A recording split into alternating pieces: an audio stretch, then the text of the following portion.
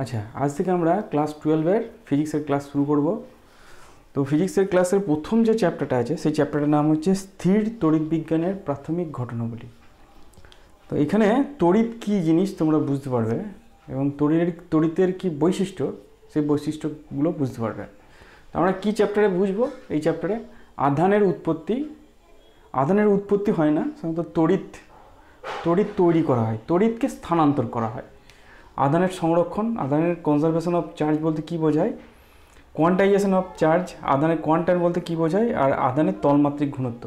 তো এই চারটে টপিক নিয়ে আজকে আমরা আলোচনা করব এবং এই চ্যাপ্টারটা এই চারটে টপিকের উপরেই আছে। ঠিক আছে, চলো আমরা শুরু করি।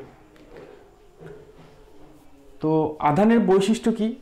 তো আমরা জানি যে আধান দু রকমের হয়, একটা হচ্ছে ধনাত্মক আধান আর একটা হচ্ছে ঋণাত্মক আধান।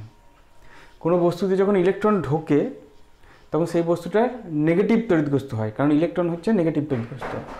আর কোনো বস্তু থেকে যখন ইলেকট্রন বেরিয়ে যায় তখন সেটা পজিটিভ তড়িৎগ্রস্ত হয়।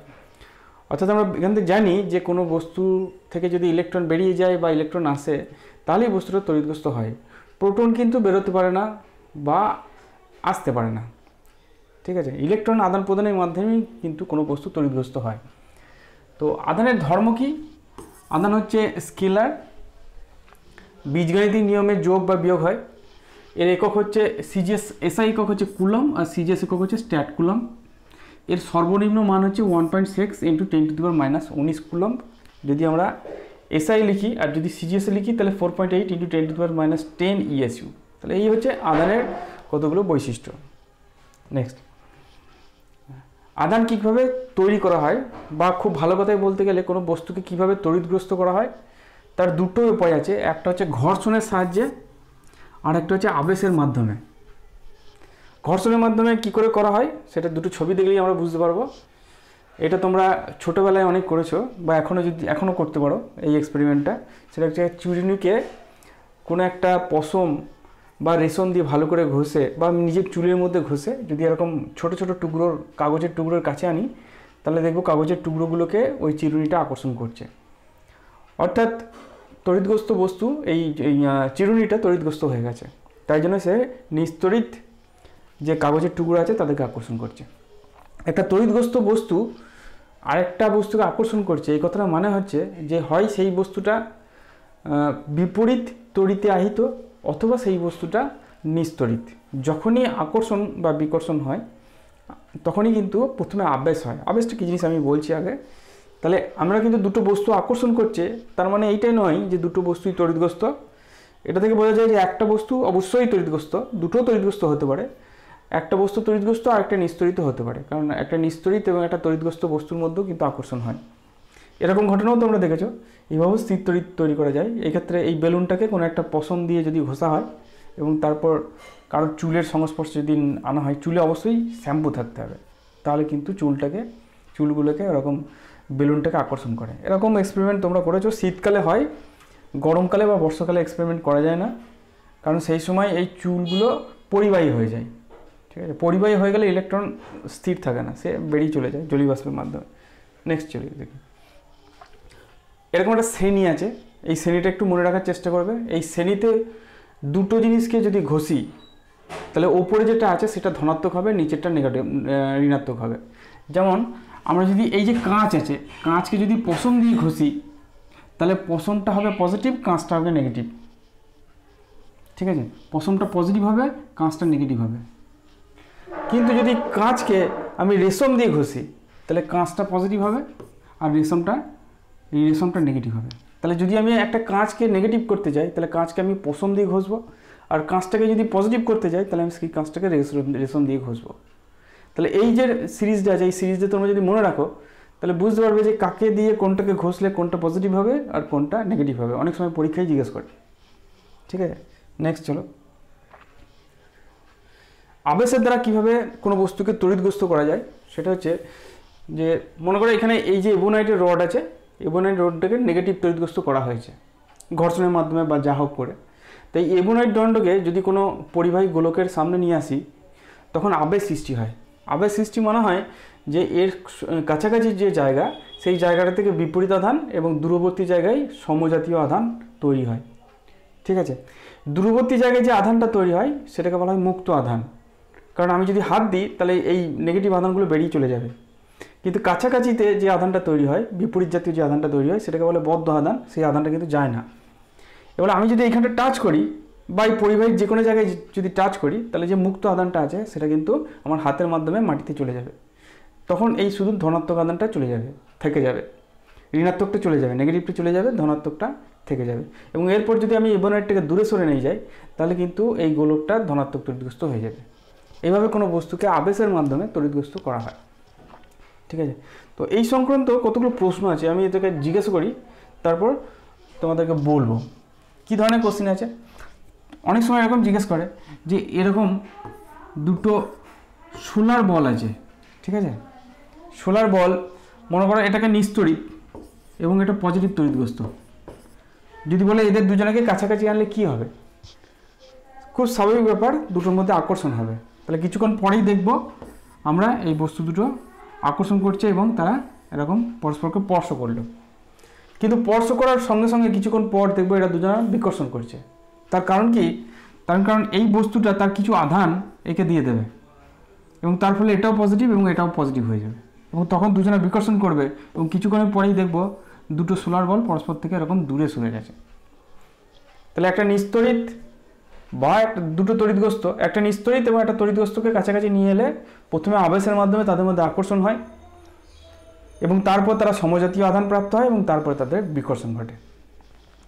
ঠিক আছে, অনেক সময় এই আবেশ নিয়ে একটা প্রশ্ন জিজ্ঞেস করে যে মনে করো দুটো সম আধান, সমজাতীয় আধান, এটা পজিটিভ এবং এটাও পজিটিভ, এই দুটোর মধ্যে কি আকর্ষণ সম্ভব? এমনিতে জানি বিকর্ষণ হয়, তো এই দুটোর মধ্যেও আকর্ষণ সম্ভব। দ্বিতীয় বস্তু যদি এরকম লম্বা হয় তাহলে আরও ভালো হয়। ঠিক আছে, মনে করো এর মধ্যে 100 কুলম্ব আধান আছে আর এটাতে 1 কুলম্ব আধান আছে, তাহলে এ যেহেতু বেশি আধান আছে এ আবেশ সৃষ্টি করবে, আবেশ সৃষ্টি করলে এই জায়গাটা নেগেটিভ হবে। মনে করলাম এই জায়গাটাতে 99, মনে করো এই জায়গাটাতে 20 কুলম্ব আধান আবিষ্ট হলো। ঠিক আছে, তাহলে এই দিকে এই আধানটার জন্য -20 কুলম্ব আর এই যে আধানটা আছে তখন এটা এখানে চলে আসবে, এইটার জন্য +20 কুলম্ব, এখানে +20 কুলম্ব এইটার আবেশের জন্য আসবে আর এটার জন্য 1 কুলম্ব, তাহলে মোট 21 কুলম্ব আধান পাবে। কিন্তু যেহেতু এই -20 কুলম্বটা এর সামনে আছে তাই এদের মধ্যে আকর্ষণ হবে। তাহলে প্রথমে ছিল কি এটাতে প্লাস, এটাও প্লাস ছিল, তাদের মধ্যে বিকর্ষণ হওয়ার কথা, কিন্তু আবেশের মাধ্যমে কী করলো, তার সামনে বিপরীত জাতীয় আধান আবেশ করলো এবং দূরবর্তী প্রান্তে সমজাতীয় আধান তৈরি করলো। কিন্তু যেহেতু বিপরীত আধানটা কাছে আছে তাই জন্য এদের মধ্যে আকর্ষণ হবে। তাই দুটো সমজাতীয় বস্তুকেও কাছে আনলে কখনো কখনো আকর্ষণ লক্ষ্য করা যায়, এই প্রশ্নটা দেয়। নেক্সট চলো, আধানের নিত্যত সূত্র। আধানকে সৃষ্টি বা ধ্বংস করা যায় না, দুটি বস্তুর মধ্যে মোট আধানের আদান প্রদান ঘটলেও মোট আধান একই থাকে।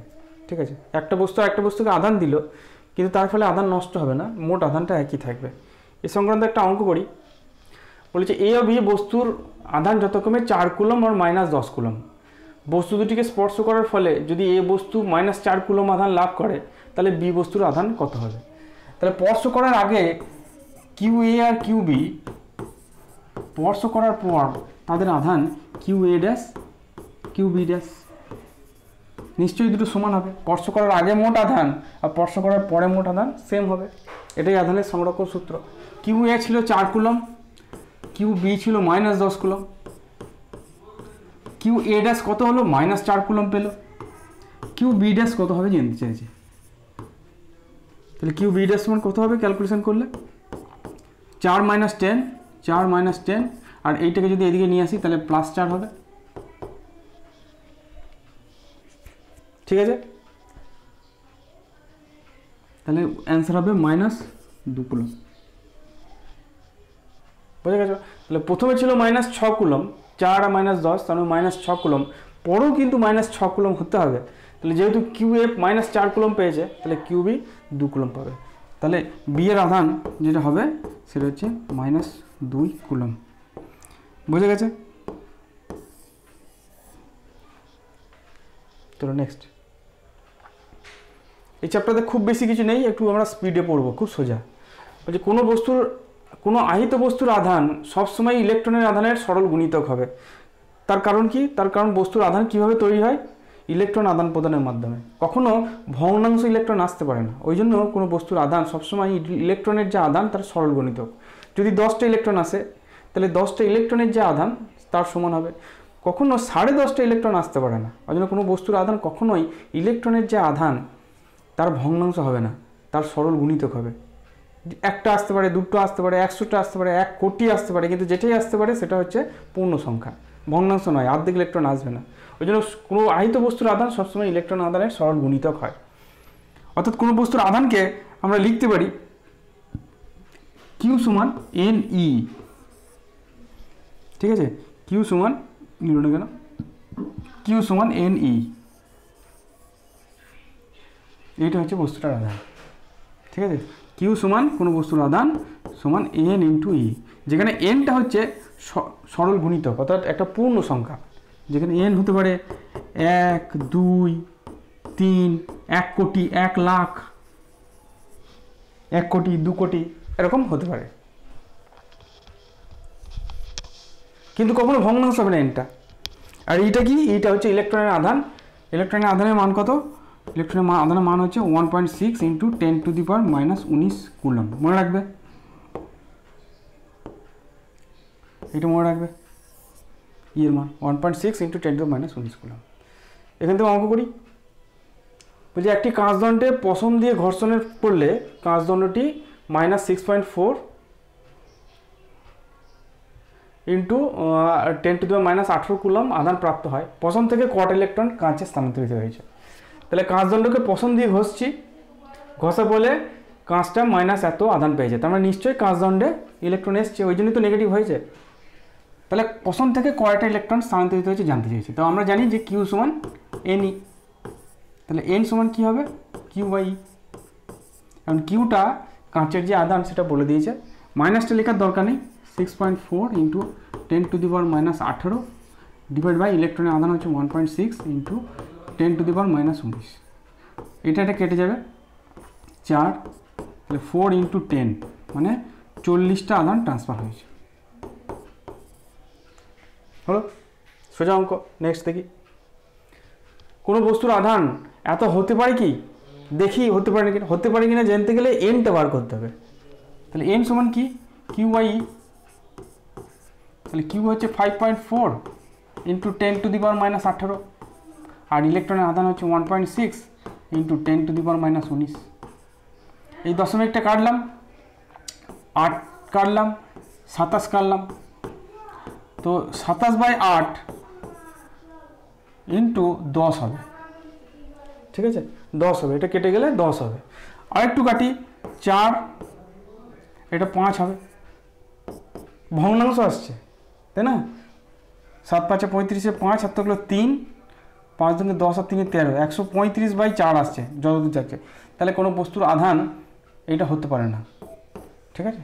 অর্থাৎ কোনো বস্তুর আধান 5.4 × 10⁻18 কুলম হতে পারে, কারণ ওটা হতে গেলে 135/4 সংখ্যক ইলেকট্রনকে চলে যেতে হবে, বেরিয়ে যেতে হবে, যেটা সম্ভব নয়। ভগ্নাংশ আকারে ইলেকট্রন কখনো যেতে পারে না, পূর্ণ সংখ্যায় যায়। নেক্সট একটু ক্যালকুলেশনটা দেখে নিও, মাঝে মাঝে ক্যালকুলেশন গন্ডগোল হতে পারে। একটি কাপে 250 গ্রাম জল আছে, কাপের ওই জলে উপস্থিত মোট ধনাত্মক আধানের সংখ্যা কত? ঠিক আছে, 250 গ্রাম জল আছে, তাহলে 250 গ্রাম জলে কতগুলো আধান আছে সেটা জানতে চেয়েছে, কতগুলো ধনাত্মক আধান আছে সেটা জানতে চেয়েছে, ঠিক আছে। চলো আমরা করি।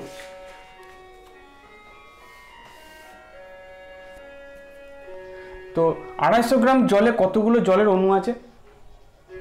আমরা জানি যে 18 গ্রাম জলে অণুর সংখ্যা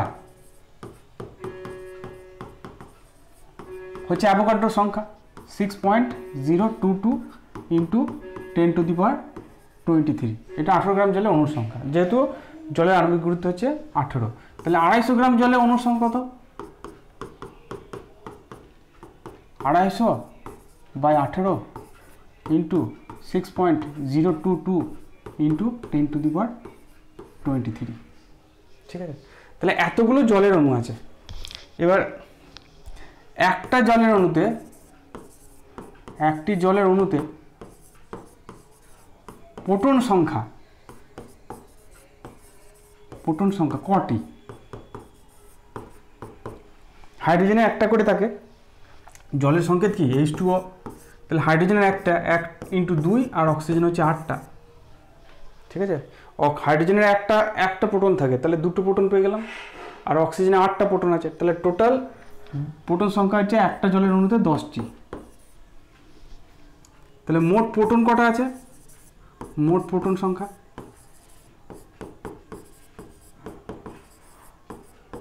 এতগুলো, তো প্রোটন এতগুলো অণু আছে, একটা অণুতে 10টা করে, তাহলে একে 10 দিয়ে গুণ করে দেবো, তাহলে 250/18 ইন্টু 6.022 ইন্টু 10⁻24 করে দিই। এবার আধানের মান কত, সংখ্যা কত না, আধানের মান কত, তাহলে অতএব কিউ সমান এনই, ঠিক আছে। এনটা হচ্ছে এইটা 250/18 ইন্টু 6.022 ইন্টু 10⁻24, আর ইলেকট্রনের আধান হচ্ছে, ইলেকট্রন আর প্রোটনের আধান সেম 1.6 ইন্টু 10⁻−19, ঠিক আছে। এটাকে যদি আমরা ক্যালকুলেশন করি দেখব 1.34 ইন্টু 10⁻7 কুলম্ব অ্যান্সার আসবে, ঠিক আছে, এইটা অ্যান্সার আসবে, এতটা আধান আছে। নেক্সট দেখি চলো, প্রতি সেকেন্ডে 10⁻9টি ইলেকট্রন একটি বস্তু থেকে অন্য বস্তুতে 1 সেকেন্ডে যায়, এখানে 1 সেকেন্ড কথাটা দুবার লেখা আছে, এখানে প্রতি সেকেন্ডে লেখা আছে, আবার 1 সেকেন্ড লেখা আছে, তাহলে অন্য বস্তুতে 1 কুলম্ব আধান পেতে কত সময় লাগবে। তাহলে প্রথমে আমরা দেখি যে 1 কুলম্ব আধান পেতে কতগুলো ইলেকট্রন স্থানান্তর হতে হবে, অর্থাৎ এনটা বার করি, এন সমান Q/E, 1 কুলম্ব আধান পেতে চাইছি, এর মান হচ্ছে 1.6 ইন্টু 10⁻−19, ঠিক আছে। এটাকে দশমিকটা তুলি, তাহলে 0, তাহলে 10/16 ইন্টু 10⁻19, ঠিক আছে। 8, 5, 8, 6, 48, 625 ইন্টু 10⁻19, তার মানে এতগুলো ইলেকট্রন যদি স্থানান্তরিত হয় তাহলে 1 কুলম্ব আধান পাবে, তাহলে 1 সেকেন্ডে 10⁻9টা ইলেকট্রন যাবে, অতএব সময় কত লাগবে, 0.625 ইন্টু 10⁻19/10⁹, তাই না। 1 সেকেন্ডে তো 10⁻9টা করে ইলেকট্রন যাচ্ছে, তাহলে ভাগ করে দিলেই আমরা পেয়ে যাব, উত্তর কত আসবে 0.625 ইন্টু 10⁻10, এত সেকেন্ড সময় লাগবে, ঠিক আছে। চলো নেক্সট দেখি, উলের সঙ্গে ঘর্ষণের ফলে একটি পলিথিন খণ্ডে 6 ইন্টু 10⁻7 কুলম্ব ঋণাত্মক আধান দেখা গেল, তার মানে উলের মধ্যে অতগুলো আধান গিয়েছে, অতগুলো ইলেকট্রন গিয়েছে, কিছু ইলেকট্রন গিয়েছে, উল থেকে পলিথিনে কতগুলো ইলেকট্রন সঞ্চালিত হলো, এনটা বার করতে বলেছে, আমি করব না, নিজেরা করবে, ঠিক আছে। ওই এন সমান কতগুলো ইলেকট্রন স্থানান্তরিত হয়েছে Q/E করে বার করবে, কিউ হচ্ছে এইটা আর এইটা। অনেক সময় মনে হতে পারে যে 6 তো ভগ্নাংশ চলে আসবে, তো কী করে সম্ভব, করে দেখি, চলো একটা করে দিই। ইলেকট্রন হচ্ছে 1.6 ইন্টু 10⁻−19, ঠিক আছে।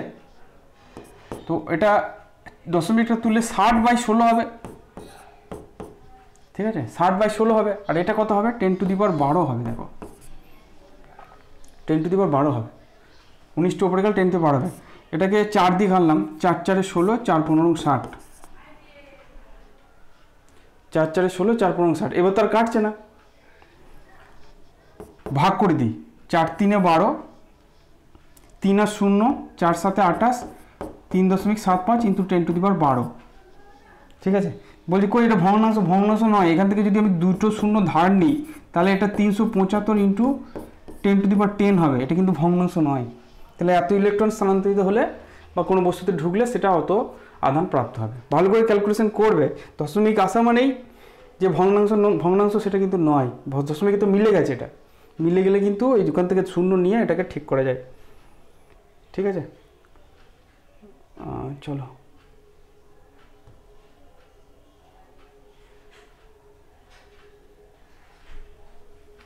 আচ্ছা দাঁড়াও একবার দাঁড়াও,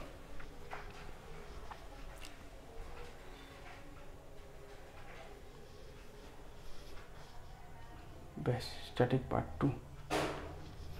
বেশ, যখন কোনো বস্তুকে তড়িৎগ্রস্ত করা হয় তখন বস্তুটার ভরের পরিবর্তন হয়। কেন পরিবর্তন হয়? তড়িৎগ্রস্ত করা মানে হচ্ছে সেই বস্তু থেকে ইলেকট্রন চলে গেছে বা ইলেকট্রন এসে ঢুকেছে। এবার ইলেকট্রন যদি চলে যায় তাহলে ভর কমে গেছে, যদিও সেটা খুব সামান্য, আর ইলেকট্রন যদি ঢোকে তাহলে ভর বেড়ে গেছে, যদিও সেটা খুব সামান্য। এবার কতটা ভর কমবে বা বাড়বে সেটা কী করে বুঝবো? যদি n সংখ্যক ইলেকট্রন চলে যায় তাহলে সেই nটা কী করে পাবো? Q/E দিয়ে। ঠিক আছে, কতটা আধান পেলো বা কতটা আধান হলো সেটা দিয়ে আমরা কতগুলো ইলেকট্রন চলে গেল সেটা পেয়ে যাবো Q/E দিয়ে। তাহলে nটা ইলেকট্রনের যা ভর, n × me, এখানে meটা হচ্ছে ইলেকট্রনের ভর, n × me করলেই কতটা ভর কমবে বা কতটা ভর বাড়বে সেটা আমরা পেয়ে যাব। অঙ্ক করলেই বুঝতে পারবো। চলো, ঘর্ষণের ফলে একটি কাঁচদণ্ডের আধান হলো এত কুলম্ব, কাঁচদণ্ডটির ভরের কি পরিবর্তন হবে? প্রথমত ভরটা কমে যাবে, কারণ প্লাস আধান পেয়েছে, ইলেকট্রন বেরিয়ে গেছে। তাহলে কতটা ভর কমবে সেটার জন্য প্রথমে আমাকে n বার করতে হবে। ঠিক আছে, n সমান Q/E, তো Q সমান হচ্ছে 8 × 10⁻⁻14, আর এটা হচ্ছে 1.6 × 10⁻⁻19। এটা কাটলো 5 দিয়ে কাটবে, তাহলে 5 × 10⁻, কত হবে? 14, হ্যাঁ এইটা হবে 10⁵। তাহলে ভর কত কমবে? অতএব ডেল্টা m সমান n × me, n হচ্ছে 5 × 10⁵, আর ইলেকট্রনের ভর হচ্ছে 9.1 × 10⁻31 কেজি। মনে রাখবে এটা। তাহলে এত কেজি ভর কমে যাবে। যদি গুণ করি 5 × 5, 5 × 9 45 × 10⁻26 কেজি এত ভর কমবে, যেটা খুবই নগণ্য। 10⁻26 আছে, নগণ্য, নাই বললেই চলে। নেক্সট দেখি, ইলেকট্রন স্থানান্তরের মাধ্যমে কোনো পরিবাহী এত কুলম্ব আধান পেল। পরিবাহীতে কত সংখ্যক ইলেকট্রন স্থানান্তরিত হলো এবং ভরের কি পরিবর্তন হলো? প্রথমত নেগেটিভ ইলেকট্রন হয়েছে, নেগেটিভ আধান পেয়েছে, তার মানে ভর কী হবে? বাড়বে, কারণ ইলেকট্রন এসেছে। তাহলে প্রথমে n বার করি Q/E দিয়ে, 3 × 10⁻⁻7 বাই 1.6 × 10⁻⁻19, 30/16 × 10⁻12 হবে। কাটি, এটা 8 হবে, এটা 15 হবে। মিনচিলা বলেই যে ভগ্নাংশ সেটা নয়, এটা ভাগ করব। 8 × 8, 7 আর 0, 8 × 8 = 64, 6 আর 0, 7 × 8 = 56, 1.875 × 10⁻12 হবে। ঠিক আছে, অতএব ডেল্টা m কত হবে? n × me। এটা কিন্তু ভগ্নাংশ নয়, তিনটে শূন্য দিলেই চলে যাবে। nটা হচ্ছে 1.875 × 10⁻12 × me হচ্ছে 9.1 × 10⁻31 এত কেজি। ঠিক আছে, দেখি একটু ক্যালকুলেটর নিয়ে আসি।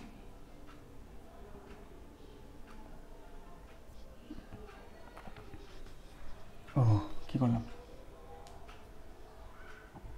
ক্যালকুলেটর আর 1.875 × 9.1, 17.0625, 17.0625 × 10⁻11 হলে 20 হতো, 12 হলে -19 কেজি হবে। তাহলে এইটা হচ্ছে ভরের পরিবর্তন। তাহলে এই পরিমাণ ভর বেড়ে যাবে, যেহেতু নেগেটিভ হয়েছে তাই জন্য বাড়বে। তলমাত্রিক ঘনত্ব, বুঝি একটু। তলমাত্রিক ঘনত্ব মানে কোনো বস্তুকে যখন আধান দেবো, কোনো বস্তু যখন তড়িৎগ্রস্ত করব, তখন সেই আধানটা সেই বস্তুটা তলের উপর ছড়িয়ে যাবে। একক ক্ষেত্রফলে যে পরিমাণ আধান থাকে সেইটাই হচ্ছে তলমাত্রিক ঘনত্ব। অর্থাৎ তলমাত্রিক ঘনত্বের ইকুয়েশন হচ্ছে σ = Q/A। একক ক্ষেত্রফলের মধ্যে যে পরিমাণ আধান থাকে সেটি হচ্ছে তলমাত্রিক ঘনত্ব। একক হচ্ছে কুলম্ব/মিটার স্কয়ার।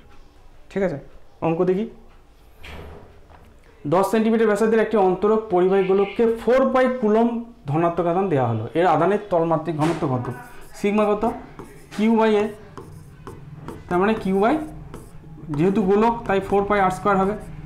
কিউটা কত? 4 পাই বাই 4 পাই। ব্যাসার্ধ কত? 10 সেন্টিমিটার। 10 সেন্টিমিটার মানে হচ্ছে 0.1 মিটার, তাহলে স্কোয়ার 4 পাই কেটে গেল, তার মানে 100 কুলম পার মিটার স্কোয়ার। ঠিক আছে, বোঝা গেছে। নেক্সট চলো, দুটি গোলকের ব্যাসার্ধের অনুপাত 2:3 এবং আধানের অনুপাত হচ্ছে 3:2 হলে আধানের তলমাত্রিক ঘনত্বের অনুপাত কি? ঠিক আছে, তো সিগমা ওয়ান হচ্ছে Q/4πr², Q1/4πr1², Q2 হচ্ছে সিগমা টু হচ্ছে Q2/4πr2²। তাহলে sigma one by sigma two যদি বার করি তাহলে সেটা কত হবে? Q1/Q2 হবে ইন্টু R2/R1 তার হোল স্কয়ার হবে, 4 তো কেটে যাবে। এখন Q1/Q2 কত? 2:3, ব্যাস 3:2, আধান অনুপাত 3/2 ইন্টু, আর এটা হচ্ছে 2:3, উল্টি যাবে, তাহলে 3/2² তার মানে 27/8। তাহলে অনুপাত হবে সিগমা 1 সিগমা 2 27:8।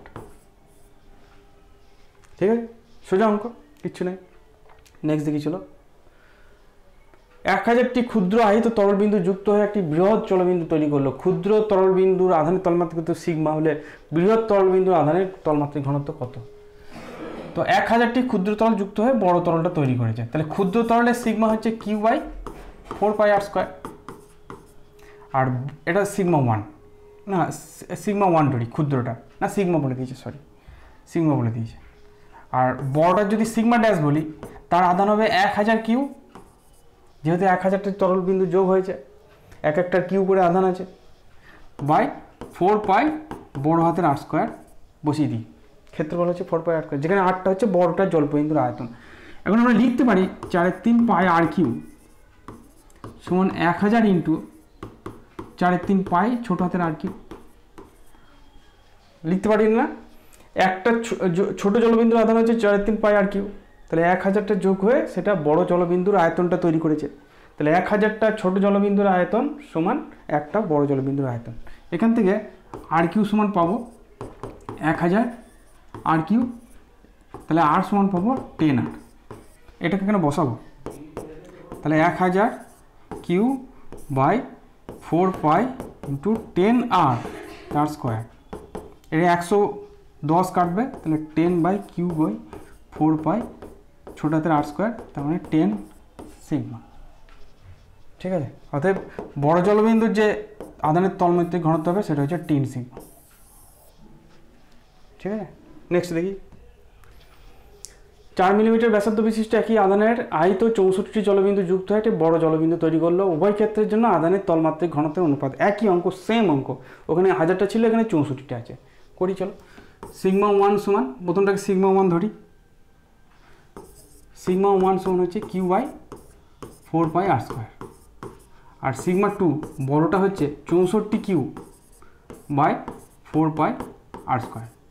ঠিক আছে, এখন আগের জিনিসই লিখি, 4/3π বড় হাতের r³ সমান হচ্ছে 64 ইন্টু 4/3π ছোট হাতের r³, 4/3π কেটে গেল, r সমান হবে 4r, বড় হাতের r সমান 4r হবে, সেটা এখানে বসিয়ে দিই। তাহলে 64Q/4π ইন্টু 4r তার হোল স্কোয়ার, 4 4 16 4, তাহলে 4 ইন্টু Q/4πr², তাহলে 4 সিগমা হলো, 4 সিগমা 1 হয়ে গেল। তাহলে সিগমা 1/σ2 ইজ ইকাল টু 1/4 হবে, 1/4 হবে। তাহলে অনুপাত কত হবে? Sigma 1:σ2 is equal to 1:4। ঠিক আছে, নেক্সট দেখি চলো, একটি গোলকের ব্যাস 2 সেন্টিমিটার, গোলকটি ফাঁপা ও পরিবাহী। গোলকটিতে 6.16 না দিয়ে এটাকে যদি ভালো একটা উত্তর নিয়ে আসতে চাই, তাহলে 6.28 দিলাম। ঠিক আছে, স্ট্যাট কুলম আধান দেওয়া হলো, ওর বাইরে ওর ভিতরে পৃষ্ঠে আধানের তলমাত্রিক ঘনত্ব কত? বাইরেরটা আগে বার করি, তারপর ভেতরেরটা বলছি।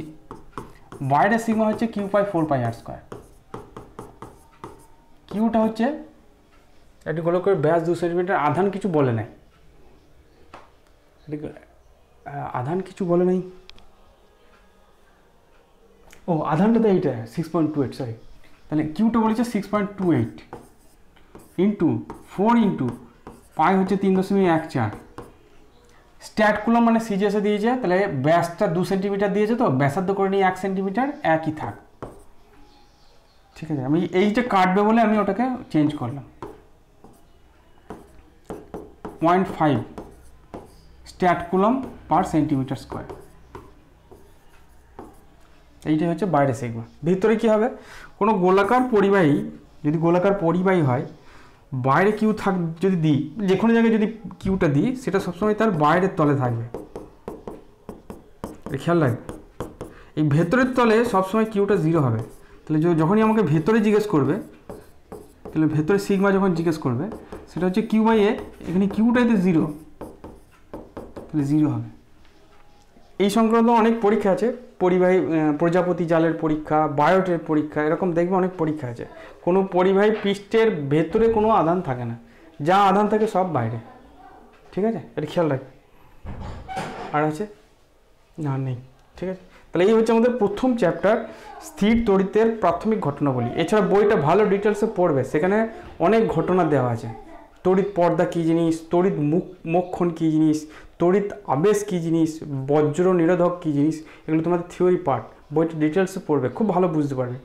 আরেকটা স্বর্ণপত্র তড়িৎবীক্ষণ যন্ত্র আছে, সেই যন্ত্রটা খুব ভালো করে পড়বে, যার সাহায্যে তড়িৎ চেনা যায়, কোনো বস্তু তড়িৎগ্রস্ত কি না, বা তড়িৎগ্রস্ত যদি হয় সেটা ধনাত্মক না ঋণাত্মক, এগুলো কিন্তু চেনা যায়।